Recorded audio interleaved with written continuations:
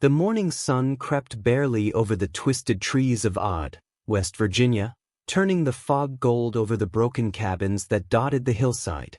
Betty and Larry stepped outside their new place, a small weather-beaten structure that looked more like a temporary shelter than a home.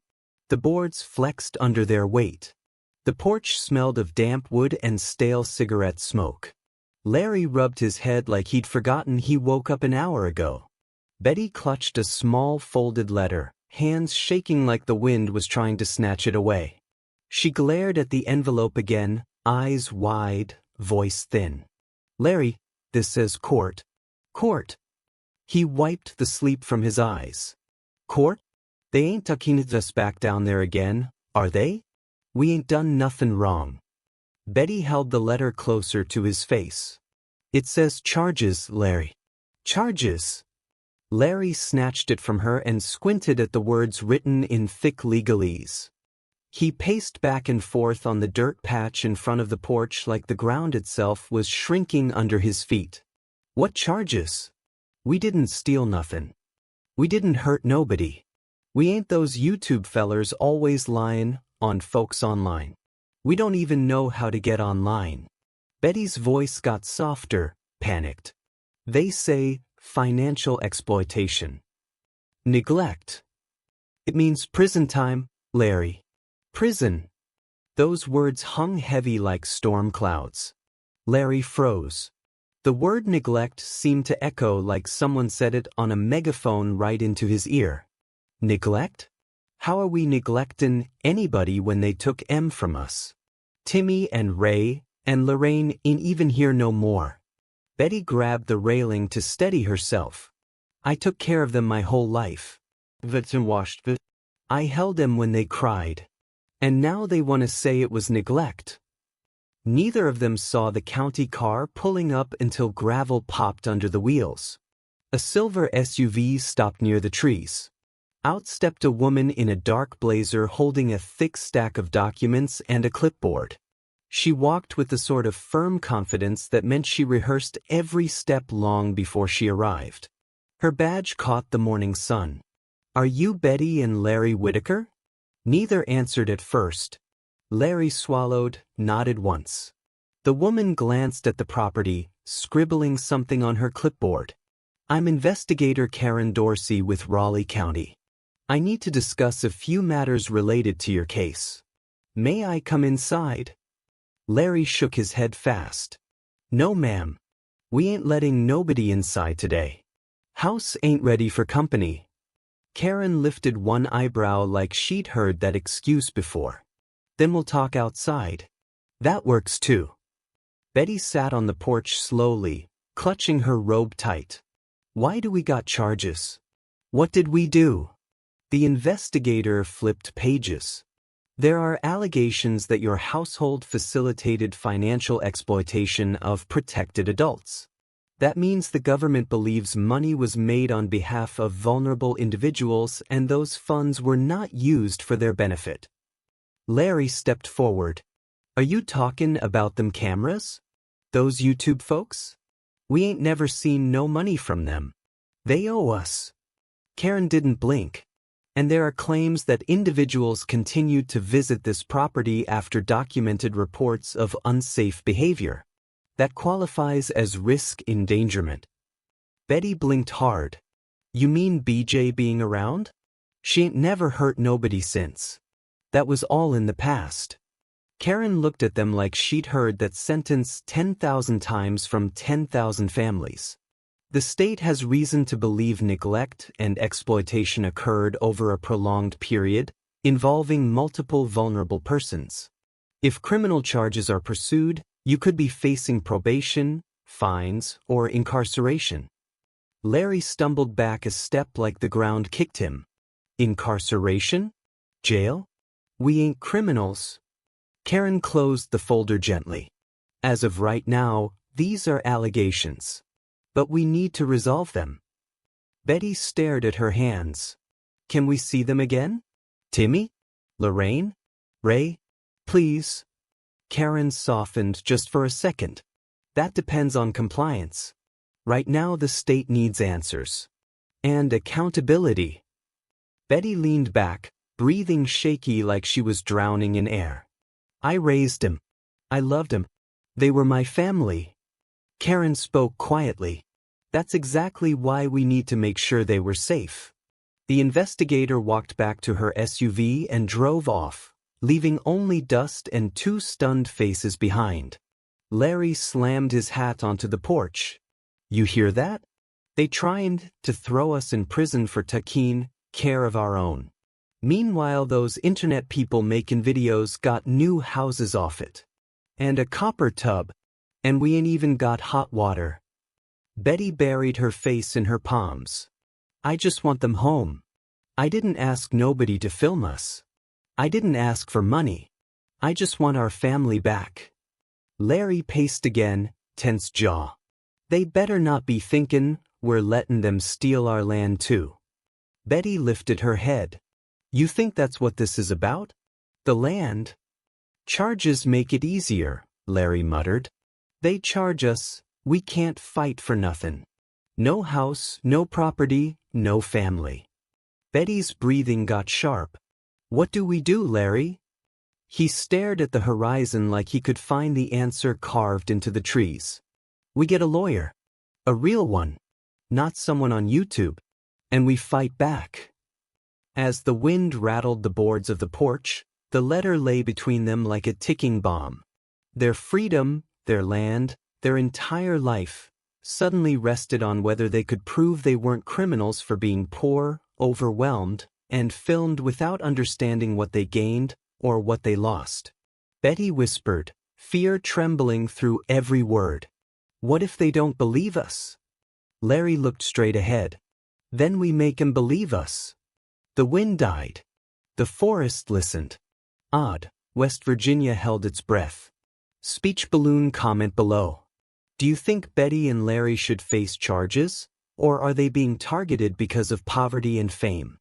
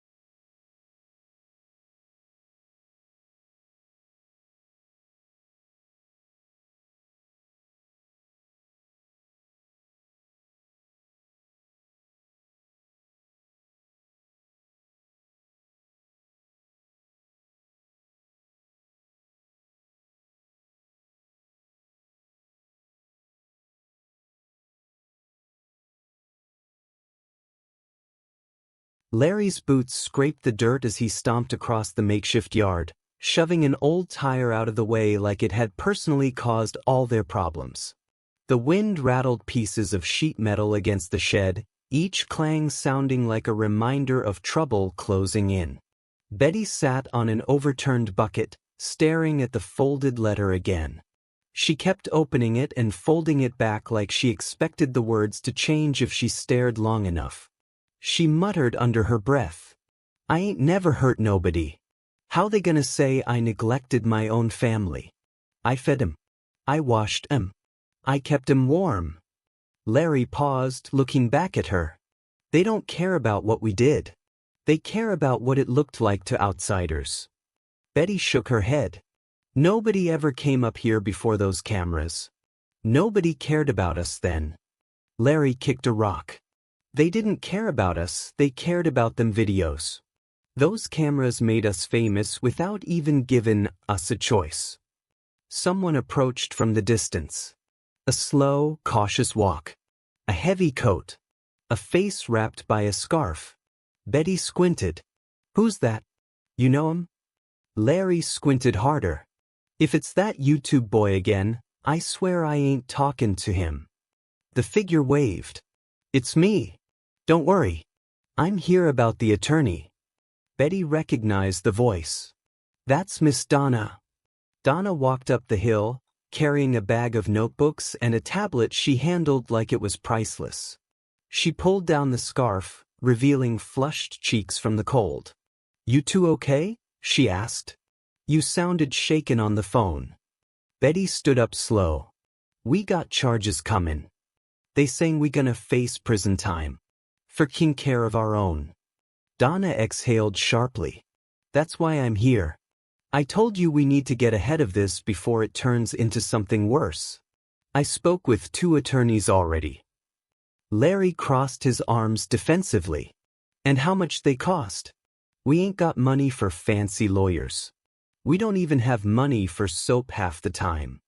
Donna reached into her notebook. "One of them is willing to represent you pro bono. That means free." Larry blinked. "Free? Why?" "Because the case has gotten attention," Donna answered. "They don't like the idea of the state possibly abusing its power over poor residents who've been exploited by outsiders." Betty bit her lip. "You mean they might believe us?" Donna nodded. "If we can prove the exploitation came from the content creators, not from you." Larry scoffed. "We've been saying that for months. They made money, not us." Donna sighed. "That's exactly why this is complicated. The state believes you allowed outsiders to profit from your disabled family members without protecting them." Betty raised her voice, panicked. "How can we protect them if we didn't understand none of what they were doing? We didn't know nothing about money online." Donna stepped close and placed a hand gently on Betty's shoulder. "I know. And the lawyer understands that. But the court won't care until we show proof." Larry frowned. "What proof? We ain't got nothing but our word." Donna opened her tablet. "You have more proof than you think. Look here." Betty and Larry leaned forward as Donna tapped through folders. She pulled up screenshots, receipts, bank statements sent by supporters who tracked where donated money went and where it didn't. Donna pointed at large withdrawals from creators' accounts. "That money wasn't spent on you. It wasn't spent on Timmy, or Ray, or Lorraine. It wasn't spent on your home. It wasn't spent on food. It wasn't spent on medical care." Larry glared at the numbers. "I knew it. I told you. They was using us, making money, then telling the world they were helping us." Donna turned the screen toward him more clearly. "And these screenshots came from the same people who claimed they were going to save your family, but didn't." Betty closed her eyes, fighting tears. "I thought they liked us. I thought they was being kind." Donna softened her tone. "They might have cared, but they cared about money more. They turned your life into entertainment." Larry shook his head slowly. "Now they got us looking like criminals because they didn't share a dime." Donna nodded. "Exactly. And we can use that." Betty sat back down, trembling. "What about Timmy? Are they still saying we can't see him?" Donna hesitated. "Right now, contact is restricted, but the lawyer can fight for supervised visitation." Betty's voice cracked. "I'll take anything. I just want to see him. Even if I can't touch him." Larry rubbed his face with rough hands. "It ain't right. They split us apart and now they want to lock us up for it." Donna exhaled, bracing herself. "It gets worse." Larry stared at her. "Worse?" Donna cleared her throat.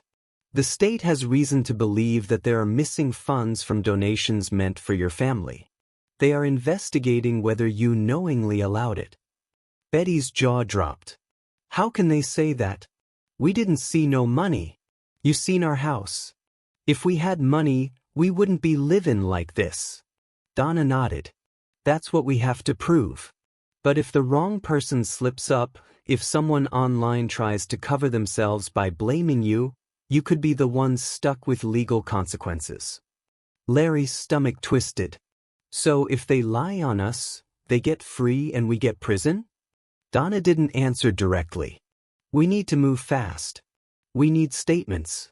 We need a record of every time someone came here, filmed, promised payment, and failed to provide it. We need names. Larry and Betty exchanged a look. We know the names, Larry muttered. We just didn't know we was gonna have to fight 'em. Betty sniffed. I ain't trying to ruin nobody's life. I just want my family back. Donna spoke firmly. This isn't about ruining anyone's life. This is about saving yours. Betty nodded slowly. Larry clenched his fists. What's next? Donna sat on a log, pulling out her phone. I'm calling the lawyer. He needs statements from both of you. Then he'll contact Adult Protective Services to negotiate terms. Betty wiped her face. You think they'll listen? Donna offered a small smile. If we give them something they can't ignore. The air grew heavier as she dialed the number.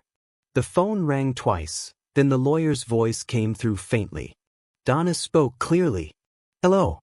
I'm here with Betty and Larry Whittaker. They're ready to give statements. Right now. We'll record everything. Betty swallowed hard. Larry stared at the letter like it had turned into a loaded gun. The lawyer's voice echoed faintly through the speaker. Donna set the phone on speaker. Go ahead. They can hear you. The lawyer's voice was calm, deep, steady. Before we begin, I need you both to understand something. From this point forward, every word matters. You must be honest, precise, and unafraid. Do you understand? Betty nodded slowly, even though she knew he couldn't see it. I understand. Larry answered with a hard voice. Let's do this. The lawyer continued. We're not fighting to prove you're perfect parents. We're fighting to prove you aren't criminals. That distinction will decide your future. Betty squeezed her hands together. Larry grit his teeth. Donna hit record. The lawyer spoke again. First question. Did you ever receive direct payment or compensation for the use of your family's image or story during online filming? Betty whispered shakily. No, never. They said they'd help us, but they didn't give us anything that lasted. Larry spoke louder. They gave us food sometimes, clothes sometimes, but they kept the money, all of it. Donna's finger hovered over the pause button. The lawyer spoke again. And did you at any time knowingly allow someone to use your family members for profit without their consent? Larry scoffed. We didn't even know what profit meant. We thought they was just film people doing stories. Betty shook her head fiercely. We didn't let nobody use M for money. We didn't even know money was being made. Donna looked relieved. The lawyer continued. Last question for now. Did you ever deny medical care, food, shelter, or safety to your family members? Betty slammed her hand over her chest. No. I raised them like they were my own babies. I never let nothing happen to 'em. Larry shouted back. We ain't perfect, but we ain't cruel. Donna ended the recording. The lawyer's voice softened. That's a strong start. I will contact the county. We're going to fight this. Larry exhaled hard. Thank you. The call ended. The forest felt less heavy. The wind returned. Birds chirped again from the trees like nature itself waited until it knew they were safe. Donna stood. You both did the right thing. Now we wait. Betty looked up at her weakly. You think we'll get our family back one day? Donna smiled gently. If we stand together? Yes. Larry nodded. We're gonna fight. Donna picked up her bag and started walking back down the road. Larry watched her disappear past the trees. They think they can scare us into giving up. They got another thing coming. Betty looked at the letter one more time, then crumpled it in her fist. We ain't criminals. We're family. The wind blew across the property, lifting the dirt and the broken leaves. The weight on their shoulders wasn't gone, but now they had something they hadn't had before. A voice. A defense. A chance. The next steps would be harder, uglier, and public, but they were no longer alone. Speech balloon comment below. Do you think the state is trying to protect the family or punish them for being poor and exploited? News spread faster than gossip in a small holler. Before noon the next day, half the town had whispered something about charges, lawyers, and the Whittakers might be going to jail. Men at the dollar store leaned in over scratch-offs, women gossiped between aisles of canned beans, and old-timers at the gas station shook their heads like they'd always known something like this would happen. By the time Betty stepped into the Family Dollar to buy coffee and bread, people were staring. Some out of pity, some out of curiosity, and a few out of judgment. A clerk whispered, not quietly enough, "That's her. That's the one they took the kids from." Betty's eyes dropped. She clutched her basket tighter. A voice cut through the murmurs. "You don't know a damn thing about that family." Everyone turned. It was the cashier, a younger woman with dyed red hair, a familiar face from the neighborhood. She came around the counter. "People gotta stop talking about them like they ain't human." The whispering died down. People looked away, pretending they hadn't said a word. Betty whispered, shaky, "Thank you." The woman nodded. "You deserve kindness. Even if other folks forget that." Betty nodded numbly and hurried out with her bag. As soon as she stepped outside, she saw Larry pacing near the truck, jaw tight. "You hear it too?" she asked. He punched the air, frustrated. "They act like we hurt them kids. We raised them better than the county ever did." Betty nodded. "They don't know how much love went into that house." Larry held the truck door open for her. "They don't want to know. They want to blame somebody easy." As they drove down the gravel road toward the property, a group of kids on bikes stopped to stare at them, whispering and pointing. One of them yelled something about crazy mountain people. Larry rolled down the window halfway. "Say that again," he shouted. The kids sped off. Betty grabbed Larry's arm. "They're just kids. They don't know nothing." Larry bit back his anger. "That's the problem. Nobody knows nothing, but everybody thinks they do." They pulled into the dirt clearing where their old trailer sat like a rusted memory. The wind whistled through broken windows, rattling loose metal, like the house itself was warning them of what might be coming. A white sedan was parked out front. Not a neighbor. Not a content creator. A government vehicle. Betty froze. "Oh God. Is that APS again?" Larry swallowed hard. They wouldn't come twice in 2 days, would they? A woman stepped out of the car, clipboard in hand, hair neatly pulled back. She approached without hesitation. "You must be Mr. Whittaker and Ms. Whittaker." Larry straightened defensively. "Who's a skin?" She presented a badge. "Child Protective and Adult Services Liaison. I'm here to conduct a follow-up inspection." Betty's voice cracked. "They're gone. You already took them. What else you want?" The woman's tone stayed calm, practiced. "This isn't about removal. This is about ongoing investigation into potential neglect and financial exploitation." Larry frowned. "We ain't got money to exploit. How we gonna exploit anything if we ain't got nothing?" She scanned the property with her eyes, her pen scribbling notes. "This inspection helps determine whether further charges are filed." Betty grabbed her arm desperately. "Ma'am, please. We ain't criminals. We just didn't know them cameras would put us in danger." The woman looked Betty in the eyes. "And you didn't think to question why so many strangers wanted to film your family?" Larry grew agitated. "You ever been poor? You ever had somebody offer help? People show up with cameras and groceries, what we supposed to say? Get off our land? Then they call the cops on us for being suspicious." The woman paused, surprised at the logic. Larry continued, heat in his voice. "We don't have phones like y'all. We don't have internet. We don't know about contracts or copyright or money online. We thought somebody was finally looking out for us." Betty wiped tears with the back of her hand. They ate at our table. They sat on our porch. They said they was family.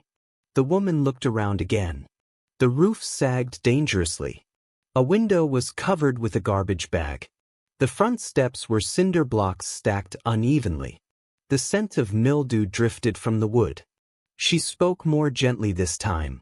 Have you made any progress toward improving your housing situation?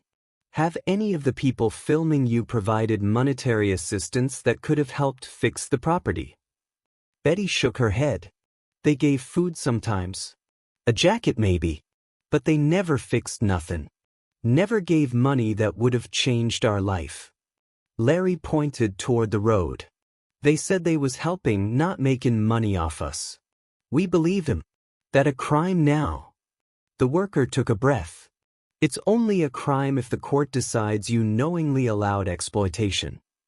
Betty and Larry stared, confused. What does that mean? Betty asked. It means, the woman explained slowly, if you allowed others to profit from vulnerable family members without protecting them, the law can argue you failed in your duty of care. Betty gasped. How we supposed to protect them from something we didn't understand? The woman closed her notebook. That is what your lawyer must prove. Larry stepped forward. And we got a lawyer now. So you can tell the county we ain't rollin' over. The woman nodded, surprised. You have representation? Already? Betty wiped her nose. Somebody's helping us. Someone who thinks we deserve better. The worker paused. But you'll need that. Hours passed. Donna returned later that evening with a box of supplies and a folder of printed documents. She spread papers across the old table. These are requests for discovery, she explained. We're demanding all financial documentation from anyone who made money using your family's image. Larry scratched his head. You mean we're gonna get proof they got rich off us? Donna nodded. When the court sees how much they earned versus how much you received, it'll change everything. Betty whispered, but what if they lie? Donna pulled out signed receipts, archived online earnings, screenshots from donation trackers, and even emails sent by creators bragging about revenue. They can't hide. The internet never really deletes anything. Larry smirked. Finally, something works in our favor. Donna continued, flipping another page. You're also going to testify that you didn't understand online monetization. That you believed you were being helped, not exploited. Betty nodded. That's the truth. Donna placed a reassuring hand on her shoulder. And the truth is enough. Larry pointed at the envelope that came earlier. What about prison? You think we're gonna be locked up? Donna shook her head firmly. If this case goes public, which it will, the county won't risk prosecuting poor, exploited residents while letting outsiders walk away with profit. That's a nightmare for them. Betty let out a shaky breath. So they might back off? Donna nodded. They'll pivot. They'll go after the creators. Especially the ones who made the most money. Larry's mouth hardened. You mean the ones hiding? The ones pretending they helped? Donna whispered. Yes. Betty rubbed her arms as a cold wind came through the cracked window. I don't want to hurt nobody. I just want my babies back. Donna sat beside her. This fight isn't about hurting anyone. It's about proving you are not criminals. Larry leaned forward. What happens if they keep trying to blame us? Donna looked straight at him.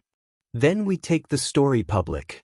We let the world know who really made money off the disabled without giving them safety, dignity, or a proper home. Betty's eyes widened. You think people will believe us? Donna smiled softly. They already do. They just needed someone to stand up and say it. As the night settled over the hollow, the old trailer seemed less like a prison and more like a battlefield where they were finally preparing to fight back. Not with fists. Not with rage. With truth. For the first time in years, Betty walked into the kitchen and cleaned the counters. Larry gathered trash from the porch, stacking tires, sweeping debris. Not because someone told them to, but because the act felt symbolic. They weren't cleaning for inspections. They were cleaning because they expected a future. The wind whistled again. This time, it didn't feel like a warning. It felt like a promise. Betty whispered to herself as she scrubbed the old counter. We ain't criminals. We're a family. And they're gonna see that. Larry stepped inside, setting down the broom. We're gonna fight em with the truth. That scares em more than anything. The old house creaked as if it agreed. Speech balloon comment below. Should the content creators be forced to pay restitution to the Whittakers? Who owes them the most? 2 weeks passed.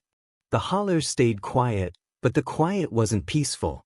It was tense, like the land itself was holding its breath, waiting to see who would be punished, the poor or the ones who profited off the poor. Lawyers had started whispering. YouTubers stopped posting updates. A few creators suddenly deleted old videos, wiped entire playlists, and posted vague apologies about misunderstandings, claiming they never intended harm. Others doubled down, making dramatic videos blaming each other, hoping someone else would take the fall. But none of them came back to Odd, West Virginia. The only people who still showed up were reporters.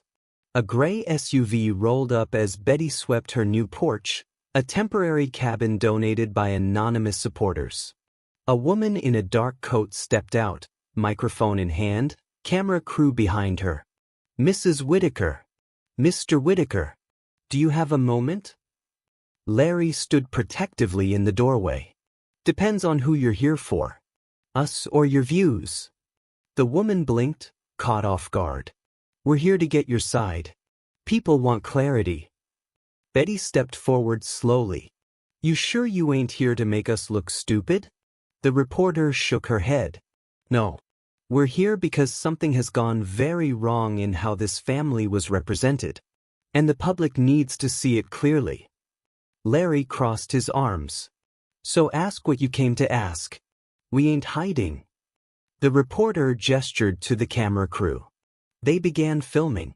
Is it true you're facing potential neglect and exploitation charges? Betty closed her eyes briefly, then opened them again. They want to charge us for not protecting our own, but we didn't even know they needed protectin' from people who said they was helpin'. Larry added. They came to our yard with cameras. They said it was kindness.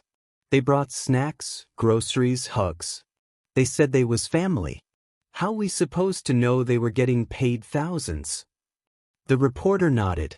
Did any of the creators explain that filming your family earned income? Betty laughed sadly. Explain? Most of us don't even know how to use a phone. They could have told us they were taking pictures for the newspaper, we'd have believed it. We trusted them. Thought they were making memories. Turns out they was making money. The camera zoomed in. And did you receive compensation? Larry shook his head. We didn't receive a dime worth what they made. Some brought food or socks. One brought a jacket. They thought that made it fair. Betty added quietly, they gave crumbs, kept the cake. The reporter leaned in. Do you believe you're being unfairly targeted by the county? Larry didn't hesitate. Absolutely. The county didn't care about us when the roof leaked. They didn't care when our kids needed medication. They only cared once the internet cared. They swooped in to look like heroes. The reporter nodded slowly. So you believe this sudden action isn't about protection, but reputation? Betty wiped her eyes. They had 16 years to help us before the cameras came. They waited until it made them look bad to do anything. One of the camera crew members, who had been silent the entire time, looked visibly shaken. It was like hearing the truth for the first time, unfiltered, without background music, without exploitation. The reporter lowered her mic. Mrs. Whittaker, Mr. Whittaker, I hope your lawyer gets you justice. Betty sighed, exhausted. I just want my people back. Timmy, Lorraine, and Ray. They're our heart. I ain't trying to fight the world. I just want them home. The reporter nodded with genuine empathy. We're going to air this. Not for clicks. For accountability. Larry eyed her skeptically. We'll see. The segment aired 3 days later nationwide. And everything changed. Viewers overwhelmed court offices with emails demanding the Whittakers be treated fairly. Thousands of comments called out content creators, asking why they made money while a disabled family lived in a rotting shack. Within 24 hours, online outrage forced county officials to release an official statement saying, "The investigation is ongoing and all parties are being reviewed." People noticed the wording. They weren't blaming the Whittakers anymore. They were shifting the spotlight. Creators panicked. One posted a long apology video crying. Another tried to argue that exposure is payment. Another claimed the family didn't want money, even though the family was never told money existed. A few tried defending themselves by blaming other creators. Some claimed they were the only good ones. Millions of people online weren't buying it. The question trending everywhere. If they cared so much, why didn't they build a bathroom? By the end of the week, lawyers representing multiple states reached out to Donna, offering support. They saw the case as a precedent that could reshape content law. Can someone profit off a disabled adult who cannot fully consent?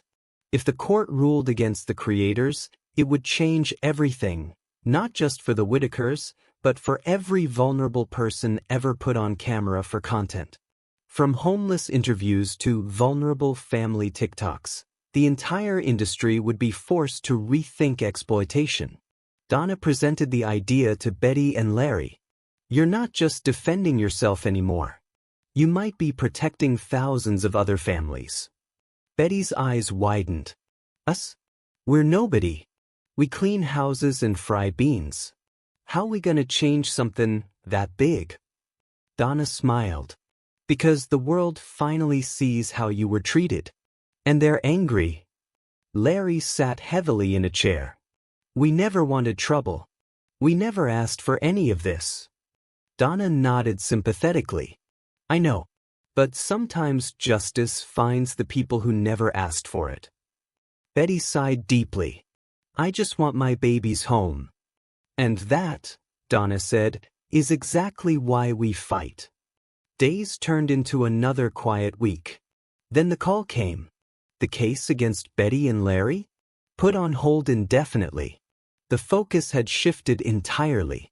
Multiple subpoenas were issued, not for the Whittakers, but for the creators.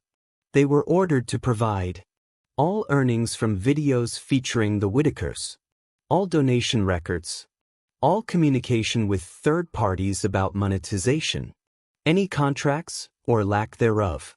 Those who used the family for profit were now facing criminal liability. Some influencers went dark, deleting channels. Others lawyered up.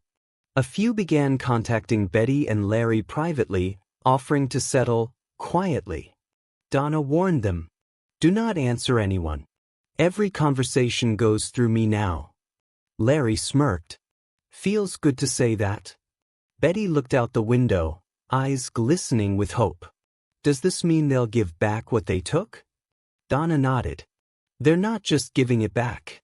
They're going to pay damages.